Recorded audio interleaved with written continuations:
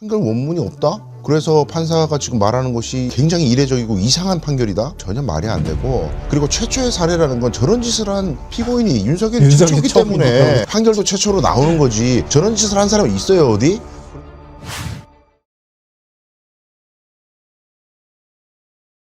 초범. 윤석열 그 체포 방해죄로 구형을 10년 했는데 5년으로 이렇게 선고를 했지요. 저는 의미 있게 봤습니다. 그동안에 윤석열 쪽에서 말도 안 되는 논리로 막 이런저런 이야기를 했는데, 언제 기회가 되면 지난번에 윤석열 같은 자가 대통령이 돼서는 안 된다, 그 이야기를 했는데, 그러면 윤석열 같은 괴물이 어떻게 해서 탄생했고 이 나라의 대통령이라고 하는 자리까지 올라갈 수 있었을까? 이 부분에 대한 한번 성찰이 필요하다는 생각에서 여러분과 함께 생각해 보려고 합니다만, 그 나중에 한번 하기로 하고, 그 논리를 다 배격을 한 점에서 백대현 부장판사의 판결문은 제가 꼭 한번 읽어보십사 말씀을 드렸고요. 그리고 이제 그 판결문도 이제 앞으로 윤석열 내란죄 선고를 할 때 증거로 채택하도록 이렇게 보냈다고 하더군요. 그런데 거기에서 5년 선고한 걸 보고 좀 많은 국민들이 그건 좀 너무 약한 거 아닌가, 뭐 이런저런 이유로 감형을 했겠지만, 거기에 보면 초범이라서 그런 표현이 있어요. 아니, 내란이 초범이지 재범 있습니까? 뭐 다른 것도 이제 초범이니까 그렇다고 그러는데, 윤석열이 검사 출신 아닙니까? 그동안 지은 죄가 얼마나 많은데 뭐 검사들 처벌 받는 거 보셨습니까? 그래서 초범이다. 근데 그걸 감형 사유로 내세운 것, 감경 사유로 내세운 것은 조금 불편했지요. 이제 항소심에서는 저는 더 올라갈 수도 있을 거라고 보는데, 이 초범이라고 하는 게 또 서부지법 폭동 사태 관련된 자들한테도 초범이라고 그래가지고 또 많이 봐줬어요. 어제 MBC 뉴스데스크를 보니까 한 절반 가까이가 풀려났더라고요. 집행유예 뭐 이런저런 해가지고. 그리고 항소심에서 또 감경이 되고, 그게 초범이라고 하는 건데, 그거 초범, 강수영 변호사님, 네. 초범이 그렇게 중요합니까? 법정에서 실제로는 그 양형사유에 초범인 경우엔 초범이라고 반드시 적습니다. 일반적으로. 양형에 영향을 미칠 수 있는 것들은 빠짐없이 원래 판결문에 적어야 되기 때문에, 우리가 5년이라는 결과가 충격적이다 보니까 초범이라는 단어에 꽂히는 거거든요. 사실 근데 판결문에 적혀 있는 그 초범, 뭐 나이, 성행, 뭐 사회적 유대관계 어쩌고 그런 이야기들이 클리셰처럼 마치 거의 다 들어가는 내용들이라서, 그 부분 때문에 초범인 것 때문에 감형됐다라는 건 우리가 이유를 모르겠으니까, 도대체 5년이 나온 이유를 알 수가 없으니 초범에 이제 꽂히는 겁니다. 근데 일반적으로 초범을 감형하는 이유는 이제 교화적 측면에서 그런 판단을 내리는 건데, 이 사람을 벌하는 것이 죄값에 응분한 응보, 그러니까 복수, 그걸 하는 측면도 있지만, 교도소에 집어넣어가지고 교화를 해서 다시 재사회화를 해가지고 사회 구성원으로 다시 살아가게끔 하는 것도 형벌의 목적이기 때문에 초범인 경우에는 교화 가능성이 크다고 보는 거예요. 근데 초범이 아닌 경우에는 교도소에 한번 갔다 왔는데도 이거 정신 못 차리고 죄를 짓는 거 보니 교화가 되기가 어렵거나 불가능한 인간이구나, 그래서 벌을 더 엄하게 해야 돼, 뭐 이런 측면인 거거든요. 근데 말씀하셨다시피 뭐 내란수계로 재판받고 있는 양반이 뭐 재사회화 돼가지고 사회에 나올 일이 뭐가 있어요. 들어가 있어야지, 무기징역이든 사형이든. 그래서 초범인 것은 뭐 일반적인 클리셰라고 하더라도 재판장께서는 국민들의 신뢰 차원에서 그 부분을 고려를 안 한다라고 뭐 하시든가 아예 빼든가 그러는 것이 맞지 않았나. 일반적인 사건에서는 넣는다고 하더라도 지금 일반적인 사건을 하는 것이 아니지 않습니까? 역사적으로 아주 중요한 사건을 하는 거라서 오해의 여지를 없애야 될 것 같고, 본인이 11년 3개월이라고 그 형량의 한계를 먼저 제한을 해놓고 5년이라고 하면은 한계 중에 반도 안 되게 지금 선고를 하는 건데, 그러면은 전 더 정확하게 설명을 했었어야 했다고 봐요. 앞서서 많은 논리들, 이때까지 윤석열이 했던 논리들을 판판이 다 깨신 게 전 참 감사하고, 공소기각 가능성을 완전히 없애버린 건 정말 너무 잘한 판단이라고 저는 생각하는데, 그것만큼이나 양형사유도 비중을 두고 더 상세하게 설명을 하면 어땠을까. 상대적으로 양이 굉장히 적었단 말이죠. 양형 부분은 판결문 보시면 알겠지만. 그래서 그 부분이 좀 아쉬움으로 남습니다. 네. 윤석열 5년 선고한 날 후배가 저한테 전화를 했더라고요. 5년 너무 적은 거 아닙니까? 그래서 저도 마음속으로는 그렇게 생각을 했지만 그래도 그렇게 달랬죠. 뭐 사형이나 무기징역 받을 놈인데 5년이면 어떻고 10년이면 어떻겠어. 뭐 어차피 플러스 큰 의미가 없는데 다만 그 말도 안 되는 논리들을 다 배격한 것은 좀 의미가 있어 보이던데 뭐 그렇게 얘기를 했습니다만 제 마음속으로도 7년까지면 좀 봐주겠어요. 근데 5년 하니까 이게 절반이나 깎아주는 게 좀 그런가 그런 생각이 들더라고요. 아니 이 판결 과정을 저희가 봤잖아요. 쭉 윤석열이 그동안에 주장했던 걸 다 탄핵해가면서 다 유죄로 사실 인정했단 말이에요. 그 모습 보고 난 다음에 형량 높게 나오겠구나 이렇게 기대하다가 갑자기 뭐 한 대 맞은 것 같은 맞아요. 딱 그런 느낌이었어요. 구형 이렇게 논고할 때는 상당히 준엄했거든요. 네, 맞습니다. 근데 뭐 많은 분들이 얘기하시지만 대한민국의 공무집행방해를 하는 데 있어서 진짜 이번 경우에는 특수공무집행방해잖아요. 대통령 자리에 있는 자가 경호처 직원들한테 자기한테 합법적으로 발부가 된 체포영장 집행을 막아라라고 지시를 하고 총을 쏴서라도 막아라. 무기를 쏴서라도 막아라고 얘기를 한 거 아닙니까? 우리가 이번 내란 사태를 보면서도 얘기했던 것처럼 전두환 신군부가 총을 쏘고 광주 시민들이 피해 쓰러지고 했던 거하고 다를 바가 하나도 없다고 얘기를 하잖아요. 왜냐하면 총기를 지급하고 실탄이 지급이 됐단 말이에요. 그렇다면 실탄이 지급이 됐다면 현장에서 어떤 방식으로든 충돌이 발생했을 때 총을 쐈을 가능성이 있다는 얘기거든요. 그러니까 유혈 사태가 일어나지 않은 것은 현명한 군인들과 시민들의 덕인 거지 윤석열이 지시를 하지 않았기 때문에 뭐 그 유혈 사태가 안 난 게 아니란 말이에요. 그러니까 총을 쏘라고 하는 그 순간 이미 유혈 사태를 생각하고 염두에 두고 쏘라고 발포 명령을 내린 거나 다름이 없다. 그러니까 신군부가 했던 짓하고 다를 바가 하나도 없다 이렇게 보는 건데 체포영장 집행을 막으라고 얘기하면서 총을 쏴서라도 막으라 이렇게 얘기하면은 공무집행을 하는 공무원을 쏴도 된다고 얘기한 거랑 다름이 없는 거잖아요. 근데 어떻게 거기서 감경이 이루어질 수 있겠습니까? 특수공무집행 방해에서 최고한도, 최대한도의 형량을 부과하는 게 맞는 거지. 근데 그거를 얘기를 안 했다고 하는 건 납득이 안 되는 거예요. 우리 애청자님들 댓글이 참 주옥 같아요. 황금양털님, 내란도 3세번인가? 정말 의상실. 현역 할미님, 재래시장도 반은 안 깎아줘. 그런데 그래요. 좀 그때 그런 걸 뭐라고 그래 의아하다고 해야 되나요? 좀 그랬어요. 사실 이 사건은요 일반적인 특수공무 집행 방해와는 그 피해의 범위가 다릅니다. 저 과정을 지켜본 전 국민이 피해자이고 원치 않는데도 총을 들고 윤석열을 지켜야 됐던 많은 공직자들이 또 그 경우에 동원했던 많은 사람들이 피해자입니다. 중요한 것은 그러면 실질적으로 국민과 공직자만 피해를 입었는가? 이 모습이 전 세계에 나가면서 대한민국이라는 우리의 국가 전체가 신뢰도에 타격을 빚고 비웃음거리가 될 수 있었던 거거든요. 그래서 재판장께서는 이것을 그냥 일반적으로 우리가 생각하는 특수공무집행방해가 아니라 피해자의 입장에서 분명히 보셔야 됐을 거다. 그리고 판결을 피해자들이 유심히 보는 이유는 뭡니까? 저 나쁜 놈을 법원에서 어떻게 판결하느냐가 피해자의 피해 회복 그리고 사법부에 대한 신뢰와 직결되어 있기 때문입니다. 그래서 저는 굉장히 아쉽고 속상했었고요.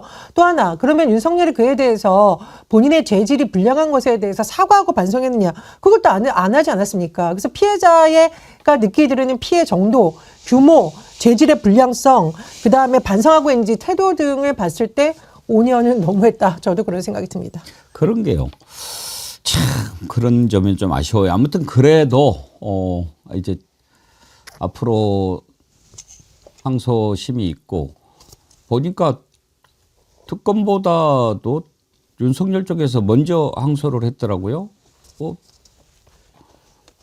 5년이면 감지덕지 해야지 그걸 왜 항소합니까? 뭐 이때까지 무죄를 다퉜었기 때문에 저는 항소를 뭐 바로 그날 하리라고 저도 예상했어요.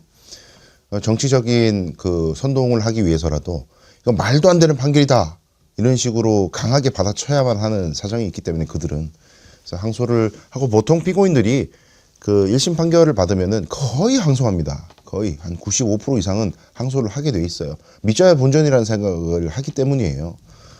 근데 일반적으로 참 저희 법감정과 그 판결의 괴리를 또 지적을 안 할 수가 없는데 판사들은 기본적으로요 자신이 실형을 선고하면 굉장히 중형을 선고했다고 생각해요. 집행유예나 벌금 비율이 워낙 높다 보니까 우리나라가 실형 자체가 굉장한 엄단이라고 생각을 하고 구형은 이제 고려를 아직 하질 않고 본인들이 이때까지 해왔던 여러 가지 판례들을 비춰봤을 때 공무집행방해로 7년, 8년 받은 사례들이 있나? 잘 없어요. 법의 범위는 물론 포함되지만 잘 없어. 그러다 보니까 5년도 백대현 부장은 이 정도면 나는 엄벌하는 거라고 생각했을 거예요. 근데 문제는 특검에 구형이 있다는 거죠. 특검 구형보다도 너무 낮다 보니까 일반 사람들 입장에서 못 받아야 것도 생각해야 되는데 이게 판사님들의 고질적인 약간 그 사고방식입니다만 뭐 누가 뭐라든 나는 내 기준에서만 생각할 거야. 나의 업무 기준, 내가 해온 것들, 법원의 기존 사례들 거기에만 비춰서 판단을 하니 그 기존 사례들 배역하고 시민들의 현재 상태, 감정 이런 것들은 마치 그걸 영향받는 거는 법과 양심에 따른 판단을 하는 게 아니라 여론에 휘둘리는 판단을 하는 거다라는 식으로 좀 병적으로 이렇게 배격하려고 그래요. 그 부분은 좀 많이 아쉽습니다. 근데 요즘 재판을 보면서 좀 그 답답한 게요. 아무리 재판이 유무죄를 다투고 변호인들이 그렇게 하는 것도 뭐 변호인이 일이니까 그렇게 할 수는 있겠지만 이게 뭐 좀 따지고 말고 할 겁니까? 윤석열 그게 내란이 아니라고 이야기하잖아요. 그런 걸 꼭 법정에서 다퉈야 될 일인가? 이게 검정색이냐 하얀색이냐 하는 것을 재판으로 다퉈야 합니까? 그런 게 좀 저는 이해가 안 가요. 그러니까 과거에는 그러니까 다툴 필요 없이 이런 사건이 발생하면 그 사람을 처단한 거죠.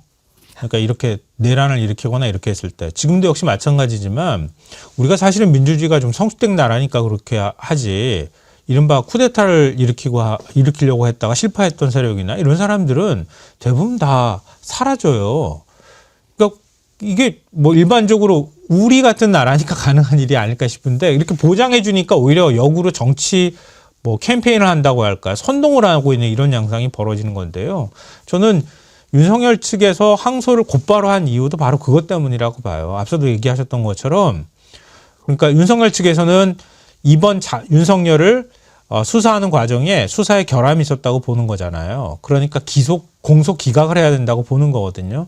이게 사실은 윤석열 측이 가장 많이 선동했던 것 중에 하나였어요. 윤석열이 정치적으로 희생양이 됐다. 이렇게 자기들이 주장하는 거에 논거가 되기 때문에 바로 항소해서 대법원까지 끝까지 가려고 하는 전략이고 그렇게 대법원까지 가는 사이에 정치적 상황이 반전이 되거나 자신들한테 여론이 유리하게 오면 뭐 법률적으로는 안 되니까 예를 들면 정치적으로 사면을 받는다거나 이런 것들을 할 수 있다. 그게 우리가 노릴 수 있는 방법이라는 걸 너무 잘 알고 있는 것 같아요. 아무튼 이제 두 가지입니다. 체포방해죄에 대해서 분명하게 유죄를 인정을 했고 그 과정에서 내란과 관련된 부분들을 다 재판부가 받아들였기 때문에 이제는 그 부분에 대해서 더 이상 왈가왈부할 필요가 없는데도 아직도 변호인들은 말도 안 되는 논리로 이야기하고 심지어 국힘당의 의원들조차도 지금 사실은 체포방해가 유죄로 인정이 됐으면 그 앞에 와서 체포 불법이라고 외쳤던 자들 여기도 좀 심판을 받아야 되는 거 아닙니까? 근데 나경원은 뭐라고 이야기합니까? 윤석열 수사가 부당하다. 그러면서 그 앞에 가서 했던 자 아닙니까? 그런데 여기도 이제 판사 출신인데 다수의 헌법학자들도 동일하게 해석하고 있다면서 내란죄는 공수처가 수사권이 없다. 이렇게 계속 주장합니다. 이런 부분들에 대해서 국민들이 황당한 거죠. 아직도 반성을 하지 않고 반성은커녕 잘못했다는 것을 인정을 하지 않으니까요. 윤석열 변호인 최지우 어제 항소 관련해서 기자회견을 했는데 내란죄 인정할 수 없다라고 계속 이야기합니다. 들어보시죠. 내란죄는 직권남용죄의 수사 과정에서 자연스럽게 드러난 범행에도 해당하지 않아 관련성도 인정될 수 없습니다. 이 재판부의 판단에 따르면 물론 저희는 듣기에는 시원하죠. 예? 이재명 대통령도 체포돼 구속될 수 있으니까. 그렇지만 대통령제에서 이렇게 판단하고 해석하는 건 이 판사가 처음입니다. 이 또한 우리나라 최초의 판례이고 최초의 어떤 법리 해석입니다. 저도 그런 경험은 단 한 차례도 하지 못했습니다. 그래서 좀 이상하다 생각하고 있고 이제 그렇기 때문에 판결 원문이 없다는 거는 확실하다고 보여지고요. 저 판결 원문이 없다는 얘기가 무슨 얘기죠? 자꾸 제 얘기를 하는데. 아니 저게 뭔 소린지 저도 이해가 안 돼요. 원래 판결문이라는 게 그날 선고하면은 바로 짠 나오는 게 아니고 며칠 있다가 공보에 올리거나 배포하는 경우도 많아요. 그래서 아직까지 그게 정리가 안 돼 있을 수도 있는 거예요. 근데 뭐 판결 원문이 없다? 그래서 판사가 지금 말하는 것이 굉장히 이례적이고 이상한 판결이다? 그러면 그 긴 얘기를 다 애드립으로 판사가 했다는 얘기입니까? 그러니까요. 말이 안 되죠. 전혀 말이 안 되고. 그리고 최초의 사례라는 건 저런 짓을 한 피고인이 윤석열이 최초기 때문에 판결도 최초로 나오는 거지. 저런 짓을 한 사람이 있어요, 어디? 그리고 앵커님 말씀 잘 지적해 주셨지만 국회의원들이 그 현장에 가가지고 막겠다고, 영장을 막겠다고, 불법 영장이다. 불법 영장이라고 주장하는 것은 뭐 오케이, 뭐 그럴 수도 있다고 치는데 영장이 불법이라고 자기 마음대로 판단하고 그 불법인지 아닌지 판단하는 주체가 법원이란 말이에요. 근데 법원이 적법하다고 해서 영장을 발부를 일단 했어요. 근데 그건 내가 봤을 때 불법이야. 불만은 제기할 수 있지만 그걸 갖다 막는다? 이건 완전히 차원이 다른 얘기예요. 그래 현장에 와가지고 스크럼 짜고. 근데 또 웃긴 게 이 양반들이 저 판사 출신 많잖아요. 김기현, 나경원 뭐 판사 출신 많고 율사가 많잖아요. 이랬더니 본능적으로 또 공무원들이 가까이 왔을 때 약간 디자인하는지 하다가 피해줘. 열어줬어요, 이것들이. 그러니까 쇼를 한 거예요. 그래놓고 이제 와가지고는 열어줬기 때문에 공무집행방해 자기들은 되게 어렵대. 아주 괘씸한 인간들이에요. 근데 이 특수공무집행방해나 공무집행방해가 그 이제 이른바 추상적 위헌범이라 그래가지고 실제로 공무집행의 방해의 결과가 생길 필요가 있느냐. 이게 이제 법적으로 항상 쟁점인데 예를 들면 경찰이 나를 체포하러 왔어. 그래서 내가 들고 있는 칼이랑 막 이런 것들 막 휘두르면서 가까이 오지 마. 체포하면 죽여버린다. 공무집행 방해를 해요. 그랬더니 경찰이 가볍게 테이저건 빵 쏴가지고 자빠져가지고 체포를 해버렸어요. 공무집행 방해가 안 됐어. 실제로는. 잡혀갔어요. 그러나 위험을 창출했잖아요. 칼을 휘두르고 방해를 했으니까. 실제로는 체포가 됐지만 공무집행이 돼버렸지만 이것도 마찬가지예요. 본인들이 여론을 주도하고 사람들의 민의를 수렴하는 국회의원 지위에 있으면서 앞에 가가지고 율사 출신으로서 그렇게 영장이 불법이고 이건 막아야 되고 이건 말도 안 되는 폭거고 이런 식으로 말을 하면 여론의 영향을 받고 공무집행에 영향이 생길 수밖에 없죠. 그리고 스크럼을 짰다는 것 자체가 공무원들 진입을 막겠다라는 행위를 한 거기 때문에 위험성이 발생한 거예요. 그래서 저는 지금 자구우면하지 말고 이 의원들요 동시에 다 공모 공동정범으로 묶어가지고 조사를 개시해야 된다고 보고. 그리고 저 정말 더 불만인 거는 그 권영진 의원이라고 최근에 그 대구시장에 하셨던 분이 대안과 미래라 그래가지고 개혁 모임, 국민의힘에서 좀 다른 개혁의 목소리를 내는 모임을 주도하면서 방송에 나와가지고 장동혁 이렇게 가면 안 된다, 뭐 내란 전련해야 된다 이런 얘기를 하는데 기억하시겠지만 그날 현장에 권영진 의원도 갔었어요. 영장 막겠다고. 아 도대체 그럼 자기부터 사과를 해야 될 거 아니에요. 우리가 그렇게 했던 건 오판이었고 법원을 불법 영장 발부단체라고 얘기했던 거는 그런 취지로 얘기했던 건 잘못이다. 사과를 하고 개혁 얘기를 해야지 지금 국민의힘 의원들은 그냥 기회주의 이랬다 저랬다 시류가 여론이 흐르는 대로 그냥 갑자기 자기가 했던 얘기는 다 없애버리고 행동 없애버리고 사과도 안 해. 이런 사람들을 어떻게 정치 집단이라고 우리가 그럼요. 했습니까? 장동혁도 그렇고 권영진도 그렇고 이 중심이라고는 찾아볼 수 없는 사람인데 근데 저는 나경원이 저렇게 하는 것은 그런 의도가 읽혀요. 만약에 체포방해죄에 대해서 지금 유죄의 논리를 그대로 받아들인다면 그때 막았었던 자기들도 걸리지 않겠어요? 그렇죠. 그러니까 어떻게 해서든지 그걸 막아보려고 이런 논리를 얘기하는 거 아닌가 그런 생각이 들더라고요. 네, 근데 나경원 의원들의 이런 행태를 국민들이 횡설수설이라고 생각을 할 겁니다. 본인도 판사 출신인데 왜 법원에서 판결이 나온 내용을 안 받아들이고 저런 얘기를 하느냐. 말씀해 주셨듯이 윤석열과 한편이었지 않습니까? 윤석열에게 충성을 다하는 듯한 모습을 보여서 소위 말해서 코인, 표 이런 거를 얻으려고 하는 그런 욕망이 있었던 게 아닌가 굉장히 의심이 됩니다. 근데 저는 되게 속상한 게 뭐냐면은요. 도대체 지금 장동혁 대표도 그렇고 나경원 의원도 그렇고 뭘 하자는 건지 모르겠습니다. 장동혁 대표가 지금 곡기를 끊을 때가 아니라 윤석열을 끊어야 된다. 국민들이 그렇게 얘기를 하고 있어요. 본인이 지금 밥을 거부하는 게 아니라 윤석열을 거부하는 게 국민의힘이 살 길이다 이렇게 얘기를 하는데 그렇게 하지 않고요. 나경원 의원은 틈만 나면 윤석열을 감쌌다가 다시 이재명 대통령 욕했다가 표파를 하고 있는데 지금 중요한 것은 본인의 행보에 대해서 먼저 반성을 하는 겁니다. 사실 윤석열과 단독으로 만나고 그걸 자랑인 듯이 떠들고 그랬던 핵심적인 인물 아닙니까? 본인부터 반성은 쓰시고 본인부터 국민들에게 석고대죄해야 됩니다. 그리고 장동혁 대표는 그냥 식사하시고 윤석열을 끊으십시오. 횡설수설인지 나설경설인지 모르겠습니다만 지금요 아까도 말씀드렸지만 뻔한 걸 가지고 자꾸 법정에서 이러쿵저러쿵 얘기하니까 그쪽 논리에 빠져 있는 사람들은 그럴 수도 있는가 이렇게 헷갈린단 말이에요. 지금 윤석열 내란에 대해서 이게 내란이 아니다라고 얘기하는 사람은 말도 안 되는 논리로 법기술을 부리는 사람 말고 누가 있습니까? 이제 겨우 구형 나왔을 뿐인데 벌써부터 사면 얘기를 하는 자들도 있다니까요. 서정욱 변호사가 그런 얘기를 합니다. 뭐 사면 뭐 어차피 어떤 사람도 뭐 5년 이상 산 사람 없다 이런저런 얘기를 하는데 그래서 말이야 우리가 사면을 못하게끔 아예 법을 만들려고 그래. 그러니까 민주당이 뭐 영원히 다수당인가 뭐 우리가 또 다수당 돼가지고 법을 바꾸면 되지 또 뭐 이렇게 이야기합니다. 잠깐 짧게 한번 들어보실까요? 사면의 가능성 이제 5년 말씀을 하셨더라고요. 제가 네. 다른 뭐 언론에서 보니까. 근데 이제 지금 민주당에서 법안을 내놨어요. 네. 내란죄, 외환죄 같은 경우는 사면 못하게 하는 법안. 그 법안도 있을 뿐더러 만약 그 법안이 통과가 된다 그러면 그 법을 또 바꿔야 되거든요. 네. 나오려면. 네.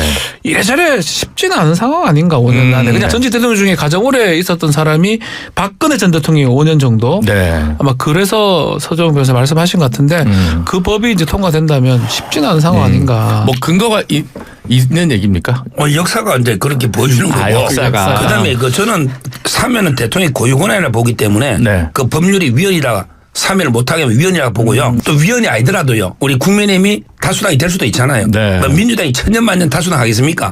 법률 바꾸면 돼요. 서정욱 변호사 옛날에 제가 방송 같이 할 때 몇 번 혼내줬는데 요즘에 내가 없으니까 아주 저런 얘기를 마음대로 하고 다니는 거죠. 천하의 궤변입니다. 천하의 궤변. 말도 안 되는 얘기. 법학적으로만 제가 정치 다 빼고 법학적으로만 정말 간단히 설명할 수 있는 게 옛날에는 제가 약간 네. 귀엽다고 해줬어요. 왜냐하면 막 말도 안 되는 얘기를 하잖아요. 네. 그러면 내가 참 말이 되냐고 말하면 또 싹 웃으면서 뭐 이렇게 또 하고 그랬는데 요즘에 이제 제가 없으니까 막 얘기하네. 저랑 같이 저도 방송 같이 해보니까 본인이 막 이렇게 질러요. 그러고 저한테 카메라가 오면서 제가 이제 반박할 차례가 네. 되잖아요. 와 얘기한 다음에 웃으세요 이렇게 웃으면서 이렇게 흔들흔드세요. 저를 보시면서 살살해줘 이런 느낌으로. 근데 여러분 그 법치주의라는 개념을 많이 들어보셨을 텐데 윤석열이 가장 오염시킨 단어가 법치주의거든요. 법치주의가 뭐 우리 국민들을 법으로 조절하 이런 게 아니고 법치주의의 근본적인 정신이 통치 행위를 법에 준수해서 하라는 거예요. 그게 법치입니다. 법에 따라서 통치를 해라. 대통령의 고유 권한인 사면권을 법으로 제한하는 건 위헌이다? 말도 안 되는 게 대통령의 권한, 대통령의 공권력의 행사도 법률로서 제한된다는 것이 법치주의 정신이에요.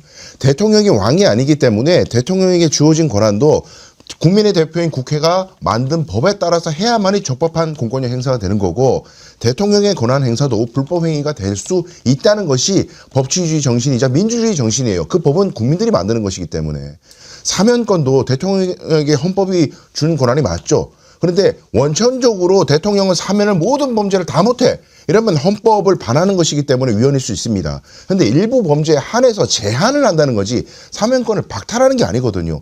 모든 대통령의 권한은 법률로 제한되는 것입니다. 그것이 법치주의 정신인데 기본도 안 된 저는 주장이라고 봐요. 저건. 네. 그리고 헌법소에 가장 큰 책임이 있는 사람이 바로 대통령이잖아요. 그 대통령이 헌법을 파괴한 내란죄, 외환죄, 반란죄를 저지른 피고인에 대해서 특별사면권을 행사하지 못한다라는 것이 오히려 헌법 정신에 맞는 것이고 그것이야말로 오히려 일부 대통령들이 정권이 바뀌든 정권이 계속 유지되던 본인의 정치적 목적을 위해서 내란범들과 손을 잡을 가능성을 아예 차단시키는 오히려 헌법소의 의지를 강력하게 뒷받침해 줄 수 있는 법이 바로 윤석열 사면법칙법, 사면법 개정안입니다. 그래서 국민의힘에서 지금 선거를 앞두고 온갖 궤변을 다 늘어다가 놓고 있는데 저는 헌법학자들이 이거 다 기록을 해가지고 헌법 파괴 앞장선 국회의원이 도대체 누구인가 이거 책으로 만들면 국민의힘 의원들 상당수가 여기 이름이 올라갈 거다 생각이 듭니다.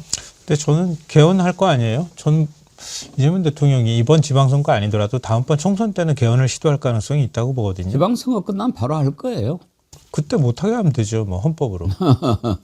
간단하죠. 뭐 헌법은 바꾸기 어렵거든요. 그러니까 헌법에 내란 외환죄를 저지른 자에 대해서는 사면권을 제한한다거나 뭐 이렇게 내용 넣어놓으면 되는 거죠. 뭐 법률 가지고 저렇게 법률은 바꿀 수 있거든요. 사실은 저거 바라고 지금 저러는 거예요. 제가 볼 때 윤석열이나 이제 국민의힘은 야 우리 집권하면은 우리가 또 다 뒤집어 엎거나 사면을 하면 되지 뭐. 그러면 우리가 그때 잘못한 거 다 국민들 머릿속에 다 잊어가지고 우리의 잘못이 다시 나올 얘기는 없을 거야. 나올 일은 없을 거야. 뭐 이렇게 생각하는 것 같은데요. 이번 기회에 아주 잘 됐다.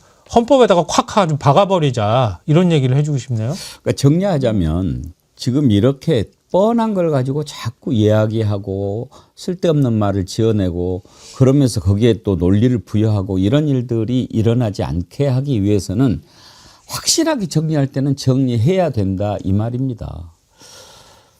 서부지법 폭동 이게 이제 어제 날짜로 역사가 기록하지만 사실은 오늘 새벽에 일어난 거죠. 1년 전. 우리가 아침에 일어났을 때 세상에 저런 일이 있을 수 있나 얼마나 놀랐습니까? 그 미국에서 트럼프가 사주해가지고 그렇게 막 의회 의사당 난입하고 이런 거 보면서 참 민주주의의 모범국가라고 하는 미국 하는 거 보소 그랬거든요. 근데 우리나라에서 그런 일이 벌어져요. 그런데 다른 데도 아니고 법원을 쳐들어와서 저렇게 부수고 뭐 판사 나와 뭐 이러면서 얼마나 심지어 불까지 지르려고 하지 않았습니까?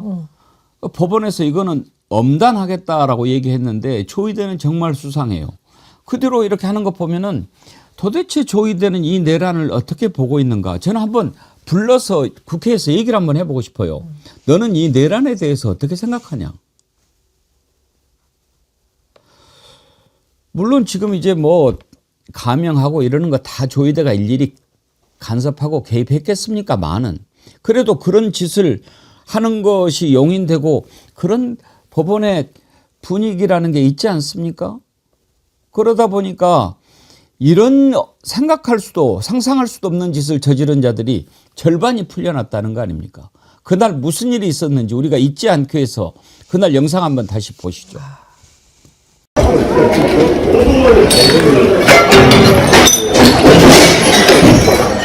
대통령을 갖다가 사람들이 한 바퀴 터지지 않아요. 수험생 걸어도 괜찮아. 그렇게 하면 한번도 안 해보면 이제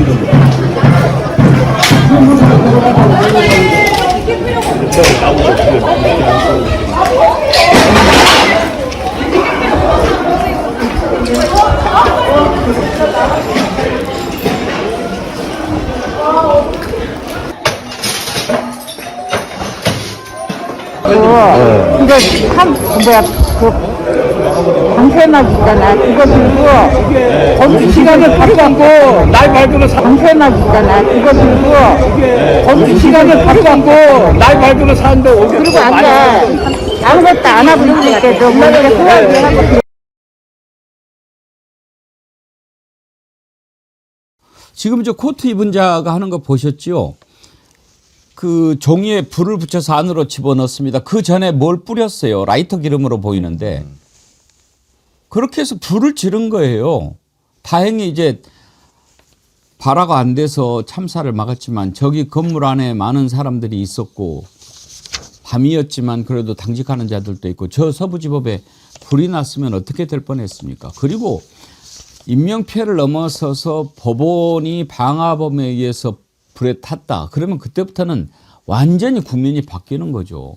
저런 일을 저질렀고 그랬는데도 저걸 그냥 뭐 초범이니 뭐니 해서 풀어주고 그러는 걸 그걸 법치주의라고 할 수 있습니까?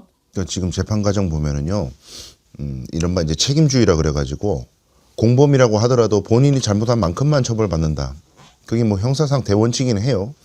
근데 제가 영상에서 미세하게 변호인들이 스펙트럼을 쫙 나눠가지고 진짜 나쁜 놈, 덜 나쁜 놈, 조금 덜 나쁜 놈 일일이 구분해가지고 변론들을 한단 말이에요. 변호인들이. 아까 문제대에 저 불 붙인다고 기름 뿌리고 넣은 사람 저런 사람들은 징역형을 받았어요. 받았는데 그냥 폭도들이 와 하고 들어가는 상황에서 같이 그냥 군중심리에 휩쓸려가지고 들어가기만 하고 별다른 사람을 위해하거나 그러지 않은 사람들은 풀어줘야 된다. 이런 식으로 변호인들이 주장을 했단 말입니다. 자, 그런 주장은 할 수 있는데 근데 저는 공동체에게 미친 영향과 위험성을 왜 고려를 못한지 모르겠어요. 자기는 휩쓸려만 들어갔지 유리창을 깨진 않았다. 그래서 선처받아야 된다. 반성하고 있습니다. 죄송합니다. 제가 생각이 짧았습니다. 근데 집단을 이뤄가지고 법원에 들어가서 위세를 보인 것만으로도 우리 공동체에 미치는 해악과 악영향이 너무 크단 말이에요. 이제는 법원 마음에 안 들면 때려 부숴도 괜찮구나라는 신호를 줄 수 있단 말이죠. 그러면 이제까지 해왔던, 아까도 제가 뭐 법원의 그 습성에 대해서 말씀드렸는데, 이제껏 해왔던 사건들하고 자꾸 비교해가지고 유사 사례들을 찾습니다. 판사들이 집단적으로 들어갔지만은 뭐 폭력적인 행동을 안 한 사람들은 실형 선고된 사례가 있나? 뭐 이런 것들을 자꾸 찾아요. 그러니까 과거 사례를 자꾸 견주지 말고 이 사례를 어떻게 판단해서 우리 사회를 더 나은 쪽으로 나아가게 할 수 있는 새로운 나의 판결, 그걸 만들어야 돼. 선례를 만들 생각을 자꾸 해야 되는데 전례를 자꾸 찾는단 말이에요. 이게 정말 법원이 시대를 선도하는 선구자로서의 역할을 해야 되는데 너무 소극적이야. 저는 이게 정말 불만이에요. 논리적으로는 저렇게 말도 안 되는 짓을 해가면서 계속 무너뜨리려고 하고, 또 국면을 바꾸기 위해서 별짓을 다 합니다. 이제는 뭐 태극기 부대들이 제대로 움직이지도 않고 모이지도 않지만 또 다른 짓을 또 합니다. 이번에 무인기 보낸 거 보십시오. 그것도 뭔가 지금 전환을 시키기 위해서 하는 것 아니겠습니까? 아직도 그래서 내란이 진행 중이다, 이 말입니다. 이재명 대통령이 오늘 아침에 지금까지 드러난 것은 민간인들이 멋대로 북한의 무인기를 침투시켰다는 것인데, 이거를 개인이 멋대로 상대 국가한테 전쟁 개시 행위를 한 것, 전쟁 개시 행위나 마찬가지다. 북한 지역에 총을 쏜 것이나 똑같다라고 규정을 했습니다. 그러니까 민간인이 무인기를 보냈다. 만약에 그렇게 하면은 그건 분명히 벌을 받아야죠. 처벌을 해야죠. 왜 보냅니까? 도발이거든요. 왜 도발합니까? 한판 붙자는 거 아닙니까? 그걸 왜 민간인이 합니까? 이런 상황, 그래서 만약에 문제가 생겨서 도발을 북쪽에서 해오고 그런다고 한다면 이쪽에서 빌미를 제공한 것이 되지 않습니까? 이런 걸 우리가 걱정을 하는데 자꾸 이런 짓을 하는 겁니다. 김성환 평론가님, 이 민간인 더군다나 윤석열 그 대통령실에서 일했다는 거 아닙니까? 네네, 계약직으로 일했다는 거잖아요, 2명이. 그리고 제일 중요한 거는 새로 이제 나온 사실이지만 이들이 이제 드론을 만드는 법인을 만들었다고 하잖아요. 근데 실제 뭐 사무실도 가보니까 대학에 마련되어 있는 창업 공간이었다고 하던데요. 그 시기가 2023년 5월이라고 하는 거예요. 그러니까 윤석열이 그 다음부터 드론 사령부를 만들고, 그리고 그 다음에 외환죄, 북한으로 드론을 날려보내는 이런 움직임하고 뭔가 관련이 돼 있을 가능성까지 지금 언급이 되고 있단 말이에요. 그러니까 남한 쪽에서 요즘 뭐 드론이 얼마나 많이 발달했습니까? 그러니까 극우든 보신형 누군가가 자기들끼리 연결되어 있는 네트워크를 가지고 북한 쪽으로 막 드론을 날려보냈을 경우에는 어떤 국지전이 발생할지 모른다는 얘기가 되는 거거든요. 그리고 또 그 배후에 만약에 뭐 통일 관련 자기들이 얘기하는 대북단체라든가 아니면 정보기관이 낀다거나 군이 끼게 돼버리면은 진짜 심각한 군사적 충돌이 일어날 가능성이 있다는 걸 보여주는 거죠. 그런 면에서 이번에 철저하게 배후를 수사를 해야 됩니다. 근데 이게 그냥 민간인들인가 아니면 군의 정보사가 개입되어 있는지의 의혹이 지금 계속 제기되고 있는 상태인데, 그게 참 무서운 거죠. 이 개인들이 윤석열 대통령실에 뭐 근무를 했었다, 이런 의혹도 무서운 거지만 정보사 요원들과 뭔가 연결되어 있다면 이간에 일반인이 접촉할 수 있는 고급 정보를 가지고 실제로 전쟁을 유발하거나 이럴 가능성을 매우 높이는, 군 차원에도 아직 내란 세력이 있고 그 내란 세력이 세금을 들여서 국가를 위해 일하라고 한 그 돈을 가지고 월급을 받으면서 전쟁머리를 계획을 세우고 있다, 이런 건 아니겠습니까? 그래서 이 부분에 대해서도 굉장히 철저한 수사가 이루어져야 되고요. 제가 어제 사실은 이제 국방안보특위 세미나에 다녀왔었는데 정말 나라를 위해서 청춘을 받은 백발이 성성한 분들이 와서 아직도 내란이 끝나지 않았다.